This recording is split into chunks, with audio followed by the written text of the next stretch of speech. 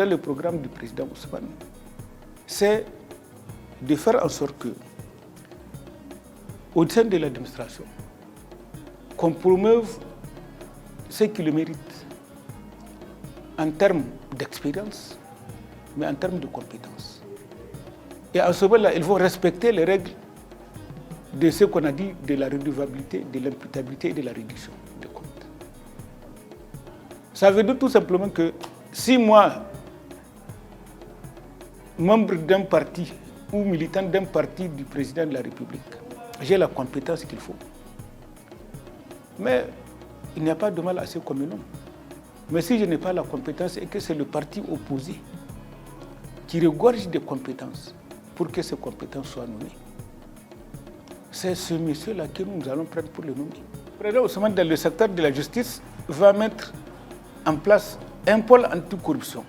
C'est-à-dire que c'est un pôle de procureurs indépendants qui vont à chaque moment, quand ils constatent qu'il y a une affaire de corruption, ils s'auto-saisissent de ces questions de corruption et ils poursuivent les gens pour recel, soit des biens publics ou de lutte ou de corruption avérée ou d'influence, par exemple dans la passation des marchés publics. Et là, ça permettrait en tout cas de faire la différence par rapport à la situation actuelle où les affaires les plus grossières en termes de corruption, même connues au niveau de l'État, ne sont pas instruites parce que tout simplement, celui qui doit donner le feu vert pour instruire, c'est le ministre de la Justice. Et le ministre de la Justice fait partie du gouvernement. La question de la sécurité est logée dans l'axe équité, qui regroupe un certain nombre de préoccupations. L'équité, tout court. Tant qu'il n'y a pas d'équité, il n'y aura pas de paix. Le président Ousmane, dans son programme, prend en charge toutes ces questions. Dans un premier temps,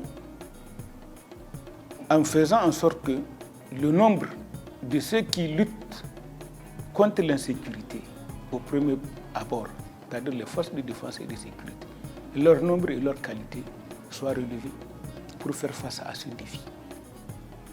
Deuxièmement, en faisant en sorte que les équipements militaires soient de très bonne qualité. Et pour qu'ils soient de très bonne qualité, le président Ousmane va bannir l'achat des armes et d'autres équipements militaires par des opérateurs économiques qui ne sont pas qualifiés dans le domaine, mais tout simplement qui sont introduits parce que quelque part, c'est une source de rentrée de devises pour dans la poche des dirigeants.